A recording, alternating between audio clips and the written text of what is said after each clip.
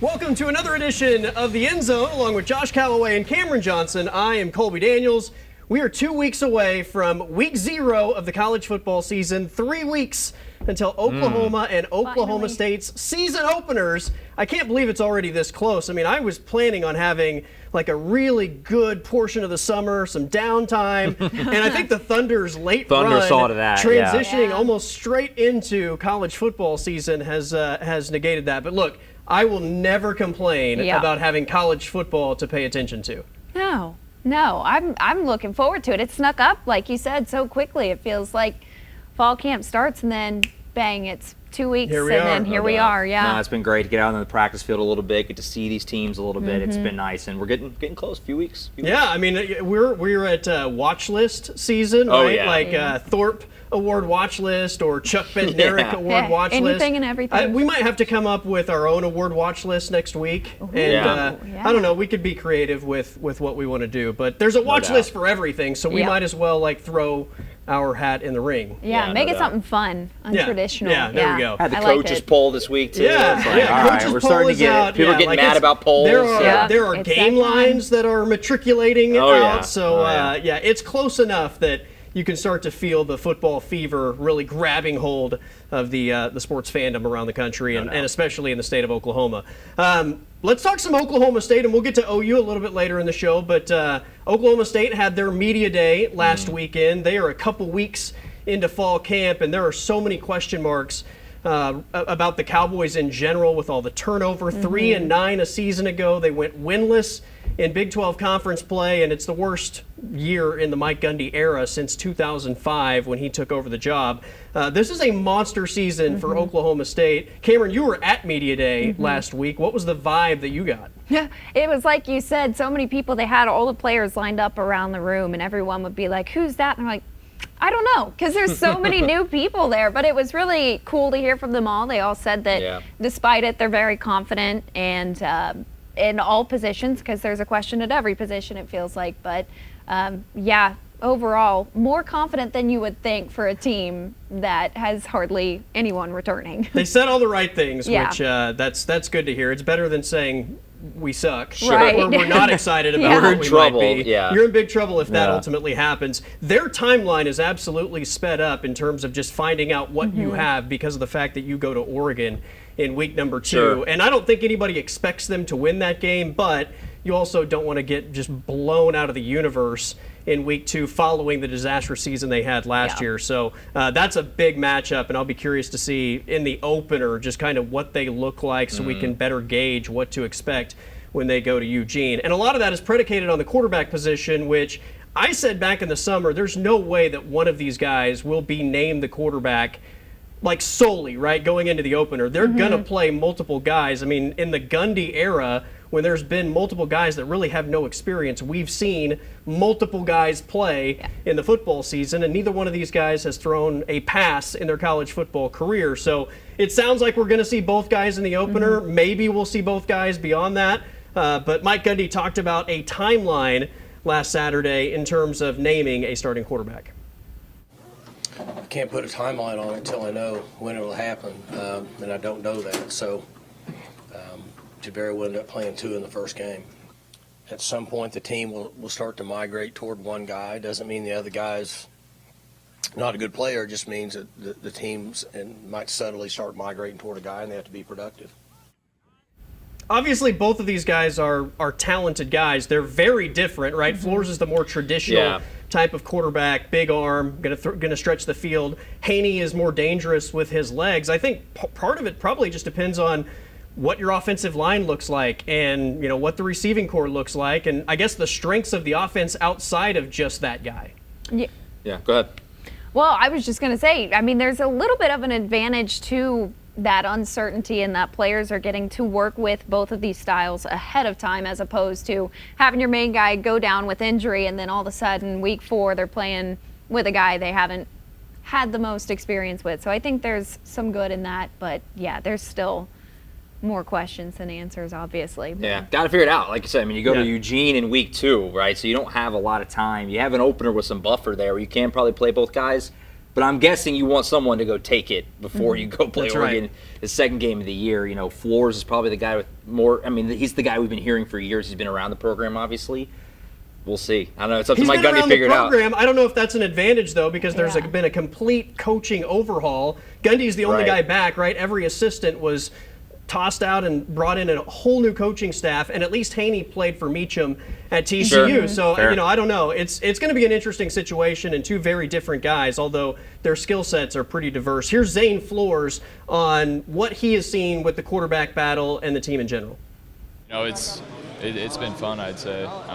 Just kind of going out there and competing and just trying to bring the best out of each other. So yeah, I think I'm pretty even keel mentally. I think that's probably my strong suit. Not getting too high, not getting too low. I like to throw the ball around, obviously, but I think I can run too. Use my legs when I need to. So yeah, we're really deep at receiver. There's probably 8 guys out there that are making plays every day. They're quick. They're catching the ball well. So yeah.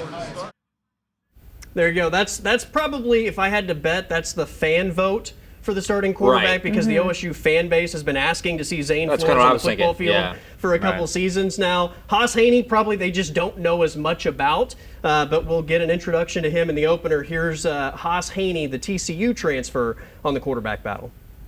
I mean, I'm focusing on my job and what I can do to be the best quarterback I can be, but at the same time, me and Zane are going to be supportive of each other, and we're friends off the field, obviously. We respect each other, and we know we're both really good players, so we're just here to do whatever we can to help this team win. You just got to take it day by day and, take it install by install and play by play. What can I do to, be the best quarterback I can be today on this play? And that's really what you got to keep it. You can't think about, what's going to happen tomorrow, what's going to happen in this team period. The real question is who takes the first snap in the first game, because Yeah. if you're betting, the answer is both guys are going to play significant I was just snaps thinking, in the how many opener. starts are both Yeah. guys going to make this year? Yeah. Like over under 3.5 each, right? They're both going to get in there. You can Yeah, feel it could flip-flop the entire Yeah. season. Who knows? Yeah. I mean, Gundy has handled quarterback situations in almost every possible way throughout his tenure. Yeah. All right, that is Josh Calloway and Cameron Johnson. I am Colby Daniels. Let's talk OU practice. They opened the doors a couple times this week. We'll talk about John Mateer and that offense next.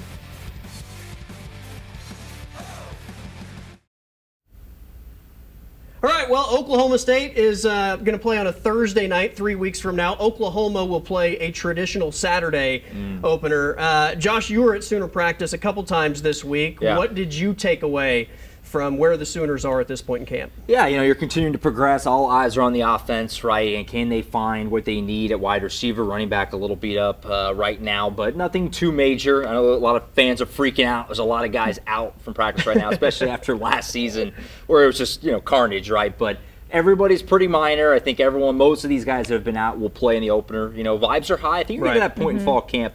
First scrimmage is this weekend for Oklahoma that I think they're getting antsy. They're getting antsy to start, hitting other people and getting ready for the opener. But still a lot of confidence right now, and offensively, it seems to be coming along pretty good with John Mateer and Ben Arbuckle. Ton of confidence around, especially John Mateer and Ben Arbuckle. Jaden Ott brings another level of confidence, I think, Yeah. for the fan base. The question is, what do the weapons in the passing game look like? Jaden Ott, I think, is going to be a part of that process, but For John sure. Mateer spoke about the weapons that he has throughout fall camp. I mean, they're all real good. I look to this side of the field, I got somebody to go to. I look here, I look in front of me, I look beside me, it's everywhere. And it's pretty dangerous when you got weapons everywhere, and we all trust each other, and we're going to get to the point where we really, really trust each other. So. Trust is obviously an important thing. They're going to have to develop that, because that receiver room was obviously a giant strength, I think, going into the season last year. You look at the paper. list on Yeah. paper. You look at Yeah. the list of players they had available, and you're thinking this is going to be one of the best receiver groups potentially in the SEC. And at the end of the year, you look at the receivers, and you're like, in terms of wide receiver production, probably the worst in the SEC last season. And a lot of that is obviously the injury bug that struck that room. But you go into the year with Deion Burks and Andrell Anthony and Nick Anderson and Jaden Gibson and the number of players in that 2024 class. And you think you're going to have a ton of production. And all those guys get hurt. And then in the offseason, Nick Anderson is at LSU. Andrell Anthony goes to Duke, Farouk to Maryland, Brennan Thompson to Mississippi State. Jaden Gibson was hurt all last year. It was. I mean, you understand why the quarterback struggled to a degree because of the receiver situation.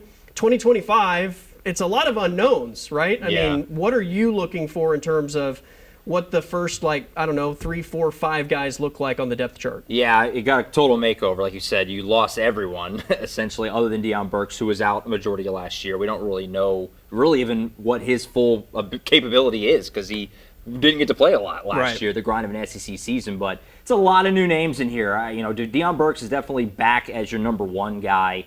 That was a big win of the offseason to get him back, retain him for another year. He probably could have jumped to the NFL if he wanted, decided to come back another year. Javonte Gibson comes in. He broke his leg back in spring, but he seems to be on track to be ready early in the season, if not the very season opener.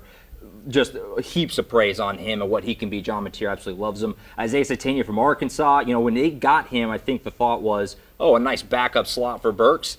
He's elevating beyond that. I would be not surprised at all if they kick him outside and he gets a chance to start. Keontez Lewis, Jermichael Carter, more portal additions that are having great camp so far, especially Keontez Lewis. He's really been making plays in camp. I know he's got John Mateer in this offense, very fired up. So they have a lot of new guys. Yeah. It's a lot of fresh faces, a lot of guys out of the portal, and some freshmen as well. But you just need at least a handful of them to step up and deliver for you to have some targets for John Mateer. I think when the portal class came together, Javonte Gibson was the guy that everybody thought was going to be the star of that group. Yeah. Satania and Lewis have obviously throughout camp started to generate a lot of buzz. You saw him at Arkansas covering the Razorbacks last year.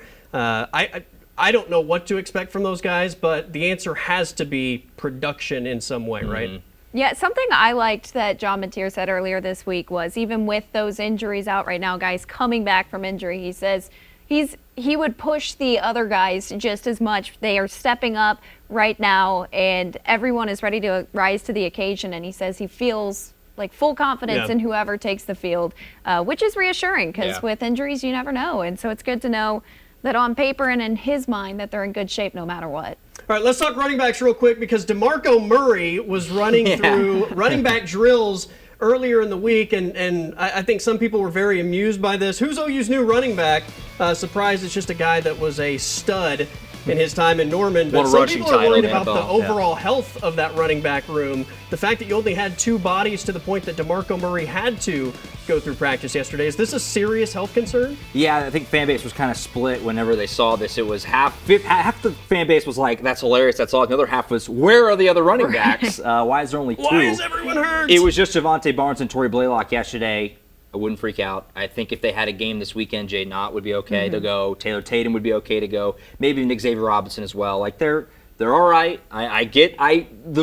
The panic is warranted after last season. It's fair, but I wouldn't freak out too much just yet. But DeMarco Murray, he looks like he could still give you $125 and a couple of scores if you needed to. I mean, he may not be able to go 12 games, but he could get you $150, one Saturday, I think, one Saturday throughout the season. I would also just add, because of what happened last year, they're probably being more cautious with some of these injuries than maybe rushing them back out there, which some people same thing projected. with Deion Burks. People freaking out. Why isn't he practicing? That's Same right. thing. Game tomorrow, I bet he would play, but right now they're no trying to slow play. No reason to rush him back and sustain injuries like they did all of last season. 100%. All right, we're going to take a timeout. It is moving the chains next as we preview the college football season.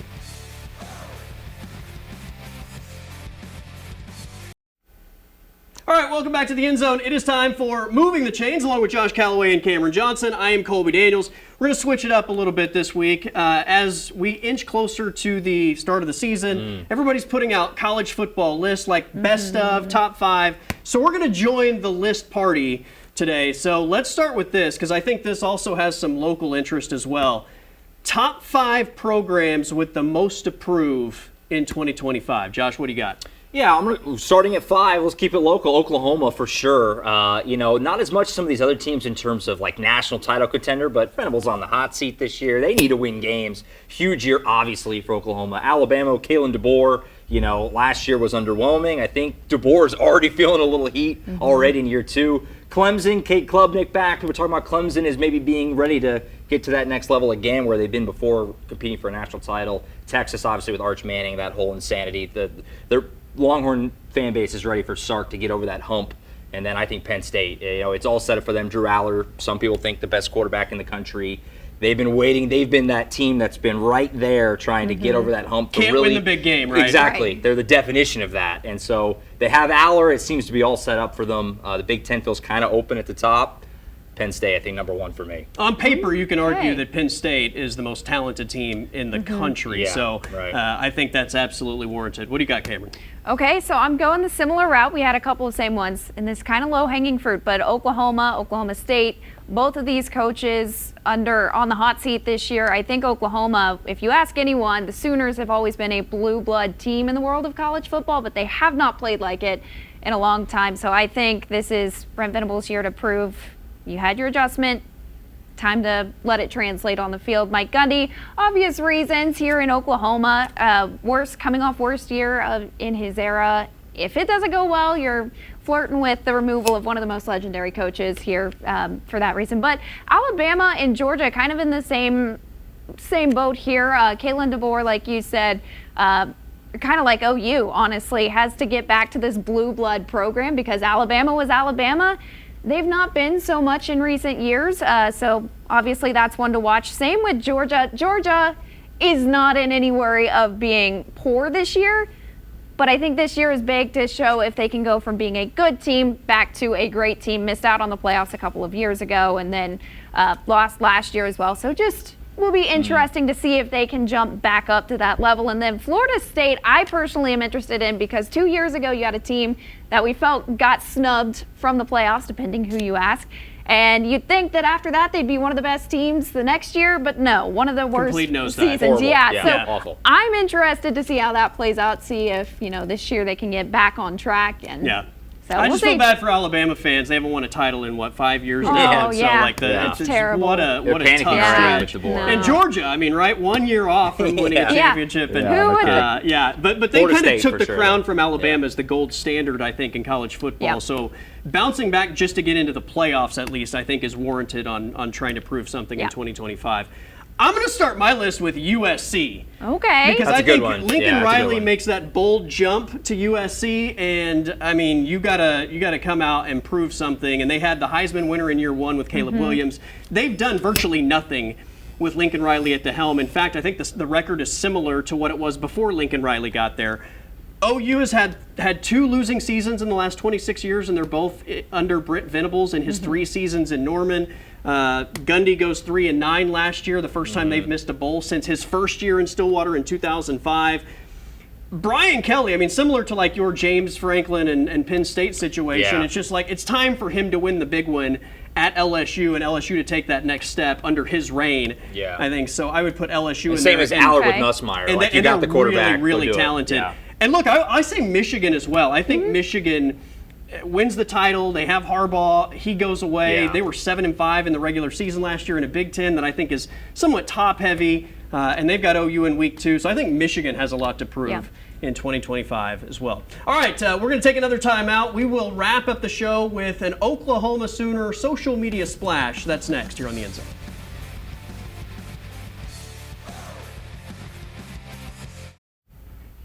All right, wrapping up the show as we get closer to the football season. I know everything is football, but I saw a post on social media earlier in the week that I had to share with you guys. I thought it was exceptional. I mean, congratulations to the social media team at Oklahoma for what they did. But we all know the schedule release situation in the NFL and how it's become such a craze. Yeah. Well, the OU women's basketball team released their schedule, and I thought they did just an exceptional job. I love the cowbell reference there. It's tremendous. Shout out Josh Poteet, Women's Hoops, and that whole team. They do a great job marketing that program, Jenny Bronchick, and yeah, they crushed this. I wish I could be that creative.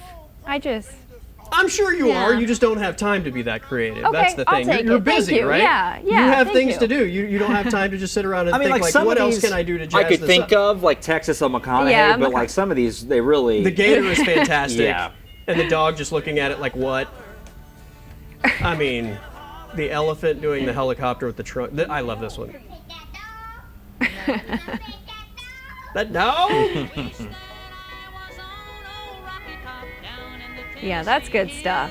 There's Rocky Top. There's Dumb my and fight song Dumber. pick from last Dumb and week. Dumber There is you go. really, really well done. Yeah, Can excellent. never For go wrong with Tennessee. that. Done. Yep.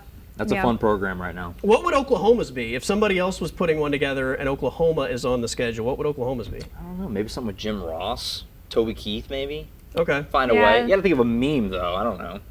You got it's a good gonna be a meme. Yeah. I was close. I mean, there's some memes in there from what I said. Yeah, in that depending ballpark. on what the relationship is. Like if it's Texas, maybe they use the video of the Sooner schooner tipping over. Oh yeah. So Yeah. I don't know. That That's would the be first on- thing that in pops play. in my head. But Yeah, there are definitely options, but look, it's almost football season, and we are just inching closer to Oklahoma State, the Cowboys on a Thursday night, the Sooners on a Saturday. I could deal with that every year. The first weekend of the season, having those two teams not play on the same day, to me, Yeah. is just awesome way to start the season. All right, that is it for us. Along with Josh Calloway and Cameron Johnson, I am Colby Daniels. More college football next week here on the End Zone.